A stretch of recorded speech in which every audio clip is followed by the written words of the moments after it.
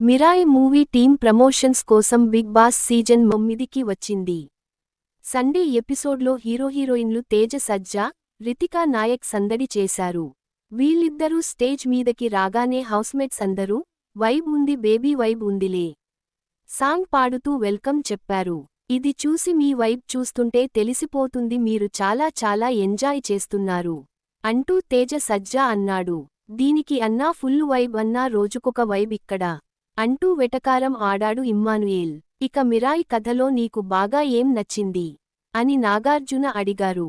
మన భారత ఇతిహాసాల్ని action అడ్వెంచర్లో mix చేసి ఒక గ్రాండ్ స్కేల్ విజువల్తో ఒక ఆడిటోరియం ఎక్స్పీరియన్స్ ఇచ్చే సినిమా దొరకడం చాలా కష్టం.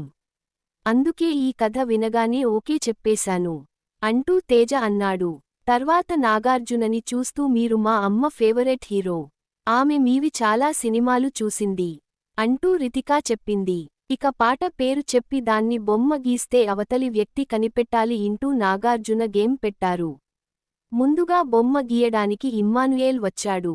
గెస్ చేయడానికి ఎవరొస్తున్నారు అటు నుంచి అని అడగ్గానే రాము వచ్చాడు. కాటుక కన్నులే అనే పాటకి బొమ్మ గీయడానికి ఇటు ఇమ్ము అటు పవన్ కళ్యాణ్ బొమ్మ గీశాడు.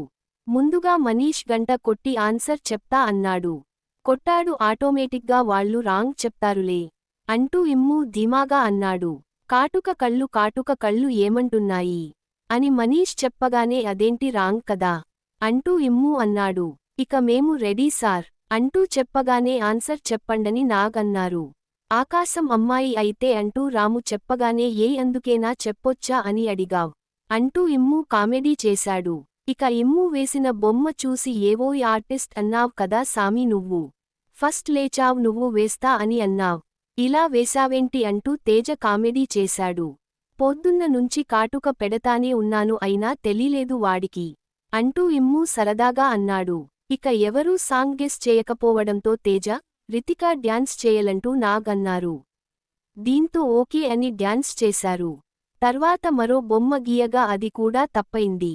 దీంతో మళ్ళీ సేమ్ సిట్యువేషన్ వీళ్ళు డ్యాన్స్ చేయాలి అంటూ నాగ్ అన్నారు. వెంటనే సార్ ఇదెక్కడ గొడవ సార్ నన్ను లోపలికి పంపించేయండి సార్ కావాలంటే అంటూ తేజ కామెడీ చేశాడు.